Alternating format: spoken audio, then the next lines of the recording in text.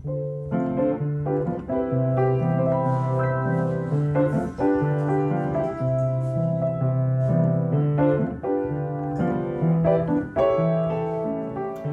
friends, welcome back to the Brad and Sherry Show. I'm Sherry. I'm Brad. And today Brad's going to talk to you about some lessons he learned when he was working on the tile. As you can see, we're almost finished with the beautiful, well, Brad's almost finished with the beautiful tile for our shower.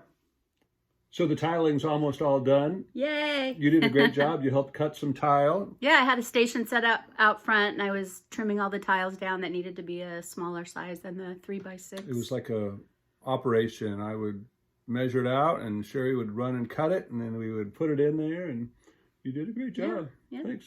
It was a huge project. It's good to be almost done with it. Hey, wait, before Brad starts talking about the tile, I want to talk about some of my patterns. It's getting really cold here in Portland. It's fall, my favorite time of year. And I think it's getting down to like the 30s at night. I have reworked some of my old patterns, some of my old favorite patterns, and designed some new patterns. And I put 3 new patterns up on Ravelry this week, and there'll be many more coming in the next couple weeks. Knit a hat for yourself, a blanket, a scarf. Check the link below and go to my Ravelry page and check out my designs. So Sherry, what happened with our bathroom tiling project? Well, we had some new things to install in the shower, a new faucet and shower head. So we hired a plumber. We also needed some work done in the basement, and we hired a plumber to do some of those things. And while he was working on the shower, he accidentally broke off or sheared off. It's the shower valve, the tub an important valve. Part, but a very, very old part because our house was built in 1926, and it was a really old part that couldn't be easily replaced and caused, well, we had to turn off the water. And that just led to a huge problem where we had to rip out all the tile and get in order to fix it, they had to actually break the tile to get into the wall to fix it. And so we had this huge hole in the tile and thought, well, we've always wanted to retile the shower. It kind of needed it anyway. So that led to a big project, tearing it out. It's an old house, so it has lath and plaster instead of drywall. Mm-hmm. So we tore all that out and then put up new cement backer board and then started on the tiling project. Mm-hmm, mm-hmm. Had some distractions. We bought our RV and spent some time playing with that and doing things with the RV.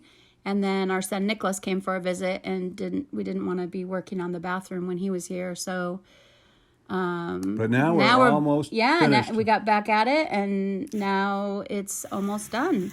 Yeah. So we sort of learned some lessons, reminded us of some important things, that life is a series of baby steps. We just need to take action and put one foot in front of the other and just take action, do what we can. So it's kind of interesting. Every one of these little tiles I touched and put into place and just had to get it well placed, and then it built on the next one. I think sometimes we get kind of paralyzed, right? Don't take action, but we just need to do what we can, right? Right. If you had done the initial row or even one tile in the initial row incorrectly or off center, off not lined up properly, then it would mess up everything above it. Yep. So you put a level line near the bottom and just start tiling above that, and they all stack on top of each other. Just one little step at a time and doing the best you can. So all we can do is the best we can do at any given moment. We just need to take action, take one little baby step after another. Mm-hmm. Do you remember the Jula language? How much of that do you speak? Not very much. I remember Molo Molo. Jula was a tribal language, a primary market language when we lived in West Africa.